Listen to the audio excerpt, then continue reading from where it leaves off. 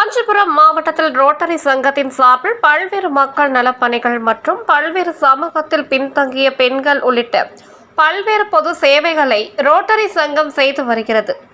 அந்த வகையில் இன்று காஞ்சிபுரம் காமாட்சி அம்மன் கோவில் அருகில் உள்ள தனியார் திருமண மண்டபத்தில் இந்த ஆண்டுக்கான ரோட்டரி சங்க வரவு செலவு உள்ளிட்டவற்றை ரோட்டரி சங்க ஆளுநர் பரணிதரன் ஆய்வு செய்தார்.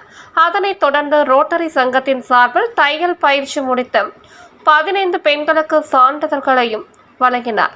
ரோட்டரி சங்கத்தின் சார்பில் வையாவூர் செல்லும் சாலையில் தனியாக தையல் பயிற்சி மையம் அமைக்கப்பட்டு அங்கு வாழ்வில் பின்தங்கிய பெண்கள் மற்றும் ஏழை எளிய நடுத்தர குடும்பங்கள் பயன்பெறும் வகையில் தையல் பயிற்சியும் வழங்கப்பட்டு வருகிறது. போக்குவரத்து காவல்துறையை சார்ந்த வெங்கடேசன் என்பவருக்கு சிறப்பாக பணி செய்ததற்கான விருதும் வழங்கினர். மேலும் இந்நிகழ்வில் ஏராளமான நிர்வாகிகள் கலந்து கொண்டனர். ரோட்டரி சங்க தலைவர் பிரகாஷ் சண்முகம், முன்னாள் தலைவர் மூர்த்தி மற்றும் மகாவீரர் ராஜமாணிக்கம், ஆனந்தன் உள்ளிட்ட நிர்வாகிகளும் கலந்து கொண்டனர்.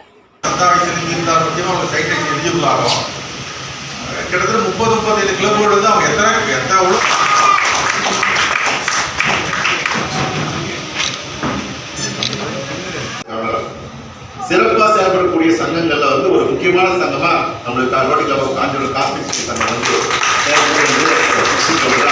அதில் வாழ்த்து தெரிவிக்கிறேன். யாரும் யாரையும் அதிகாரம் பண்ண முடியாது, அதிகாரப்பூர்வ வருகையே கிடையாது. ஒரு ஆள்